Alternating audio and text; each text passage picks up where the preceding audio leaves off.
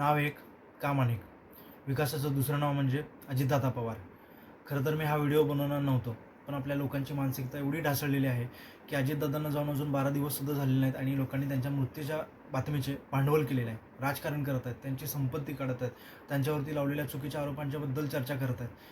आजवरच्या आपल्या महाराष्ट्राच्या संस्कृतीमध्ये आपल्याला असं शिकवलं गेलेलं आहे की एखादी व्यक्ती गेल्यानंतर त्याच्या व्यक्तिगत वैयक्तिक गोष्टी काढायच्या नसतात. हे देखील या लोकांना समजत नाही. परंतु मी आपल्याला आवर्जून सांगू इच्छितो की अजितदादांच्या सरकार सकाळी 6 वाजल्यापासून प्रामाणिकपणे नित्यनेमाने वेगाने विकासाची कार्य करणारा मातब्बर नेता दुसरा महाराष्ट्रामध्ये नाही आहे. अजितदादांच्या विना महाराष्ट्र आपण कोणी इमॅजिन पण केला नसेल. सभेत बोलताना एखाद्या कार्यकर्त्याला मिश्किलपणे प्रत्युत्तर द्यायचे ते अजितदादांनीच. अजितदादा होते तर स्वतःचा महाराष्ट्राचा एक दमदार आवाज होता. सत्तेत अभिमानाने यायचे ते अजितदादांनीच आणि एखाद्या चुकीच्या प्रवृत्तीला, चुकीच्या विचाराला विरोध करायचा तोही अजितदादांनीच. अजितदादांचे प्रत्येक काम हे अगदी घड्याळाच्या काट्याप्रमाणे चोख असायचे. अगदी त्यांच्या पक्षाच्या चिन्हाला शोभेल असंच कार्य ते करायचे. सहकार क्षेत्राच्या बाबतीत पवारांचे राष्ट्रवादी काँग्रेसचे कार्य एवढे मोठे योगदान आहे, तळागाळापर्यंत ते पोचलेले आहेत.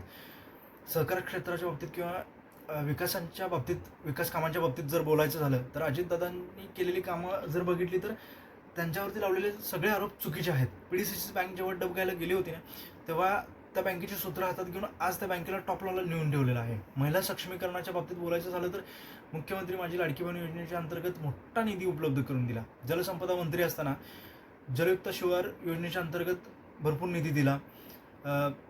हजारो कोटींचे सिंचन प्रकल्प राबवले. त्याच्यानंतर साखर कारखान्याच्या बाबतीत उत्कृष्ट व्यवस्थापन करून विक्रमी गाळप व इथेनॉल निर्मिती किंवा शेतकऱ्यांना FRP वेळेवरती मिळवून देण्यामध्ये भर दिला. वायफळ खर्च टाळून महत्त्वाच्या प्रकल्पांना निधी वळवणारे ते काटकसरी आणि शिस्तप्रिय नेते होते. ग्रामीण अर्थव्यवस्थेला नवीन दिशा देणारे ते खरोखर महानायकच होते. आता परिस्थिती अशी आहे की महाराष्ट्रामध्ये प्रत्येक भागामध्ये, कानाकोपऱ्यामध्ये, फक्त बारामती किंवा पुण्यामध्येच नाही तर प्रत्येक भागामध्ये लोक रडत आहेत. कारण त्यांना असं वाटतंय की कुणीतरी आपल्या घरातला माणूस गेलेला आहे.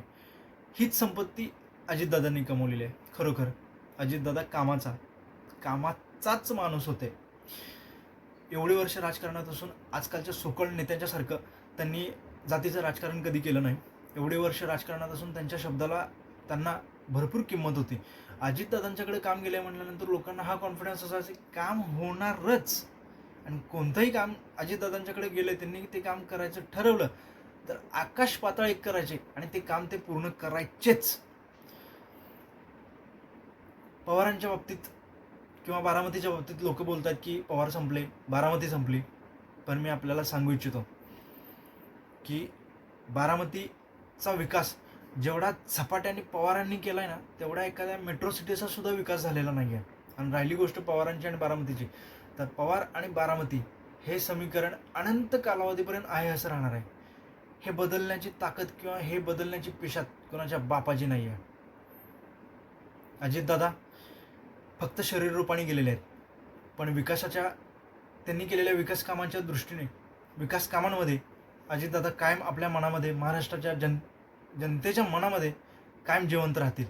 आपण त्यांच्याकडून प्रेरणा घेऊन असंच कार्य करत राहू, हीच त्यांना खरी श्रद्धांजली असेल.